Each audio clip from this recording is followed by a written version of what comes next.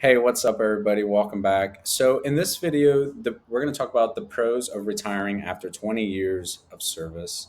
So, it's a big decision. A lot of people don't know if they want to serve 20 years. A lot of people that are already in, it's hard to decide. It's a very tough decision because it's your life. You're only going to be young once, and a lot of people don't want to waste their time being in the service, whether it's the Army, the Marine Corps, any branch. It's a tough decision and it could be taxing. So we're going to go ahead and talk about a little bit of the pros of staying in. That way to help give some insight maybe on the youngsters or anyone that's already in that just kind of struggling to stay in. It's kind of like weighing the pros and the cons. So let's get right to it. So financial security with military retirement. So if you choose to retire with the service, of course, you're going to be guaranteed a income. It's going to be a pension payment for life, no matter what, which is pretty awesome if you consider the factor that if you join at 18 years old and you retire at 38 years old, you're going to be receiving a nice little check all the way up to like 65. That's when you usually get your social security or your retirement 401k or whatever. And the cool thing is that when you're in the service, there's a thing called the TSP, which is also basically like a retirement. It can be a Roth IRA or a 401k. So that's pretty awesome if you think about it. Healthcare benefits, access to TRICARE and other military healthcare programs. So that's pretty cool. When you're in the service, you have access to TRICARE. Pretty much helps you get any kind of medical service anywhere, like if you need it.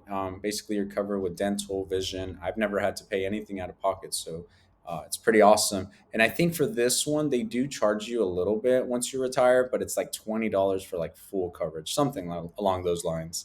And if it's more, go feel free to like leave it down on the comments. Tax-free benefits, VA disability compensation, tax-free. So there's another thing too, like on top, like if you do serve your 20 years on top of your retirement, you are also going to have your um, tax-free benefit with the VA disability. So at some point, you'll go to the VA and you'll get evaluated, and then based off that, they'll give you some money. So you'll have your pension, and then you'll have your VA disability. So two payments. And then I'll give an example of that right now too. And then of course you get your inflation adjustments. So in some cases, the economy sucks, like recently, and they adjust basically your retirement to kind of be able to still help you survive in those hard times. So yeah. Okay, understanding VA disability compensation. So for VA disability, basically, like I said earlier, you're gonna go into the clinic prior to separating, and they're gonna basically evaluate your body. That's where some people throughout their time in service are putting in claims whether they have an injury in their arm, their legs, and their stomach, like diarrhea or sleeping problems. It can be anything, and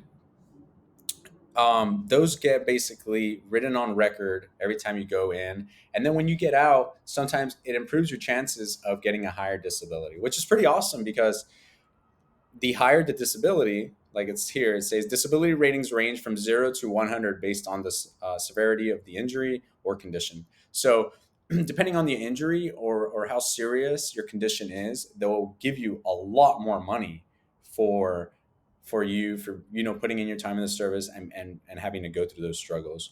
VA compensation can be combined with military compensation. So, like I was saying, it's going to be a combined income, so more money every month. Tax-free monthly benefit, so it won't be taxed. And yeah, so the VA disability is a huge game changer when it comes to like putting it on top of your normal pension.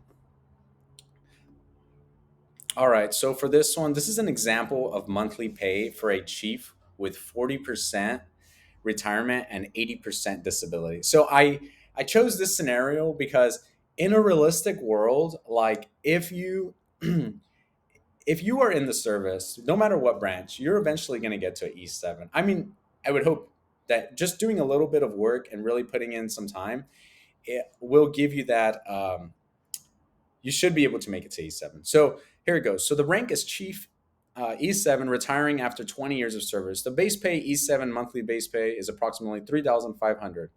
So this depends. Of course, like this is not their salary everywhere. Depends on like how long you've been a chief, how long you've been, how quickly you became a chief. So if you became a chief in 10 years, then you're still serving another 10 years. Time and grade equals like higher pay. So of course, like this is just an example. It's just kind of to give us some kind of illustration here. So basically, let's just say you're making $3,500, right? And then you retire. You separate. You're 38 years old, and you're gonna retire. So they're gonna multiply that by 40%. So 40% of the last high three average pay, it's gonna be 35,000 times 40%.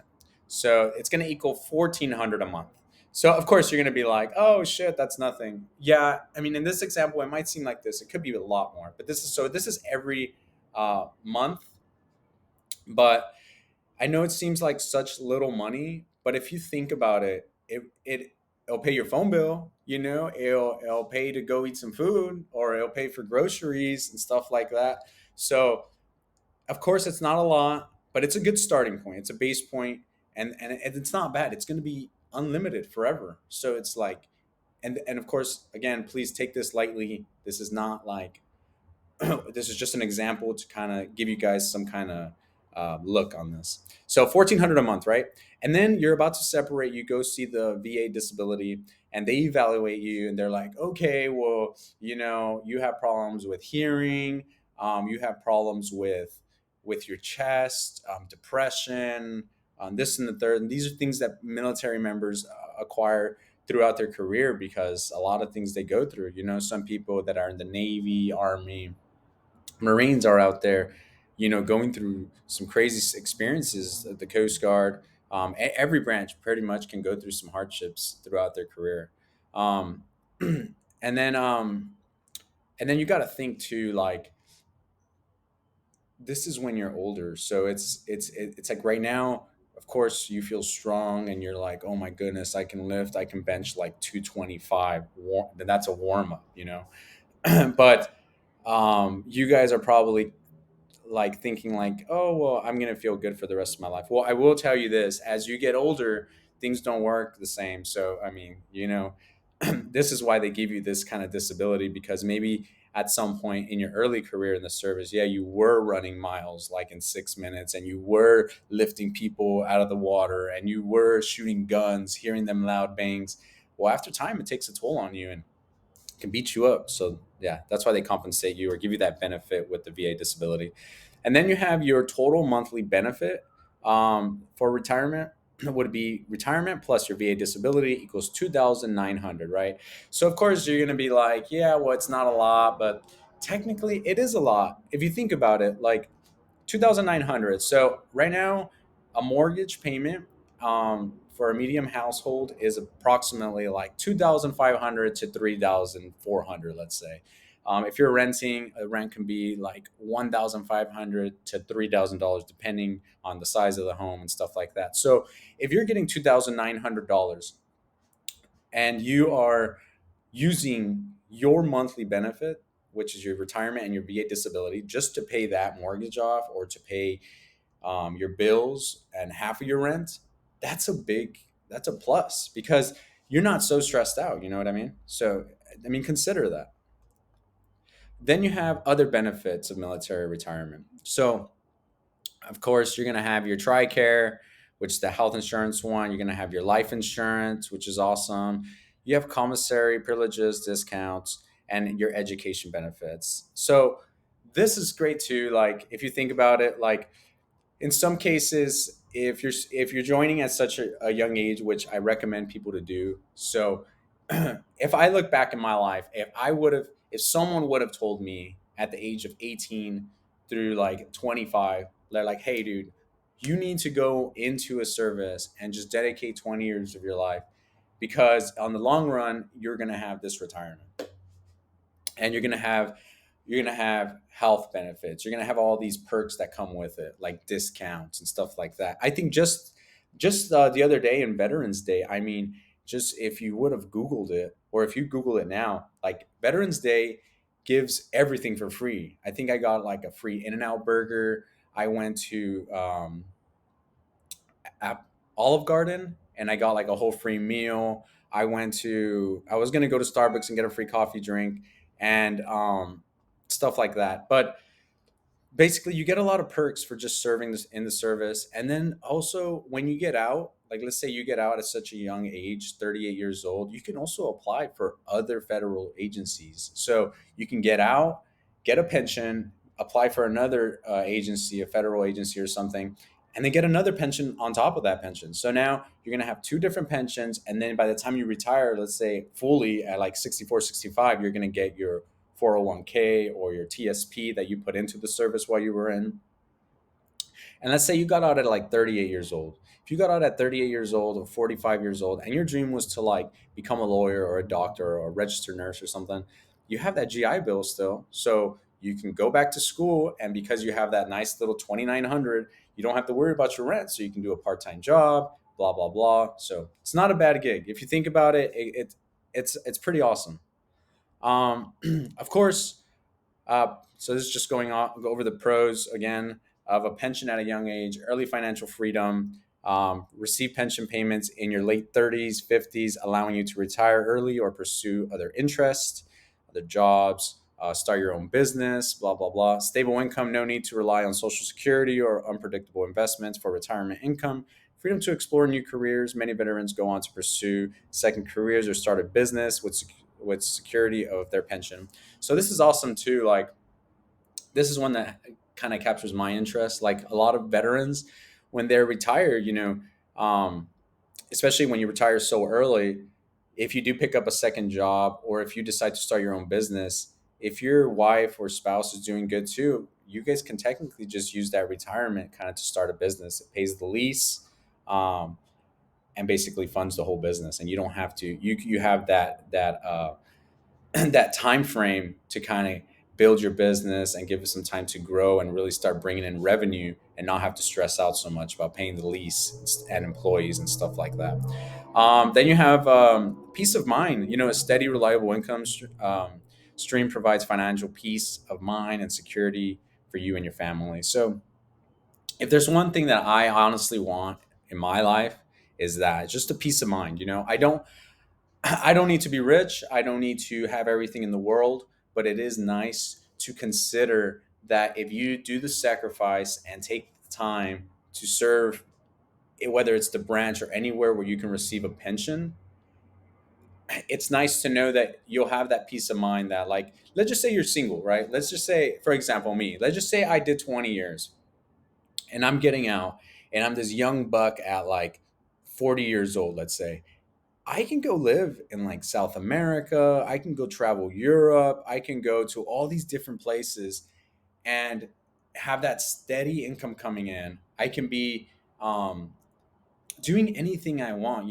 I can be building a little chair. I could be helping people. You can do all types of things just because you have that peace of mind that you're not stressed out about, like, hey, I don't have enough money to pay the bills. I don't have this or the third. So, yes, it's not a lot of money, but it's something to consider, especially if you're so young. It can be convenient for you, and it can be just something that you can really enjoy your life around your 30s and 50s. So it's sometimes it's up to you to make this decision, but it is something that can benefit you. Why do some people separate from the service? So, of course, some people do separate from the service. Personal and family considerations, frequent relocation and separation from family, physical and mental health strain, injuries and health issues, mental health, desire for civilian career opportunities, lack of career achievement, correction, advancement, desire for new career path, lifestyle and work life balance, unpredictable schedule, and institutional challenges. So this is true. Like a lot of people do get out because it isn't for everybody.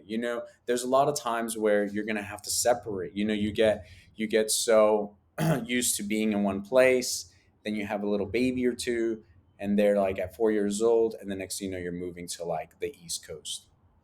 Well, then your kids have to say bye frequently to their friends. You need to say bye to friends yourself, and you got to keep relocating, which could be hard. And then other two, sometimes deployments. Sometimes you can be deployed in a different country, or you can go underway, and it can be hard on the family, especially like on the wife or the kids. They want you there.